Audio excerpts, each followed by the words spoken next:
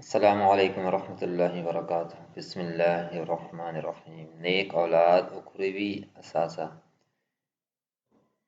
حضرت ابو ہریرہ رضی اللہ عنہ روایت کرتے ہیں کہ رسول اللہ صلی اللہ علیہ وسلم نے فرمایا، جنت میں ایک شخص کا درجہ بلند کیا جائے گا اور دریافت کرنے پر اسے بتایا جائے گا کہ یہ درجہ تمہاری اولاد کے تمہارے لیے دعائے مغفرت کرنے کے باعث بلند ہوا ہے۔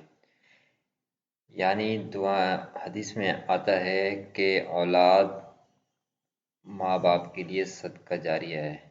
اگر ماں باپ نے اس کو دین سکھایا ہو، دینی تعلیم دی ہو، دنیا اور آخرت کی کامیابی کے بارے میں بتایا ہو، تو ایک حدیث میں آتا ہے کہ اولاد صدقہ جاریہ ہے۔ اور خدا نخواستہ اگر دین سے دوری ہے تو میرے عزیز بزرگوں دوستوں، تو دین سے دوری ہونے کا مقصد یہ کہ جنت سے دوری ہے۔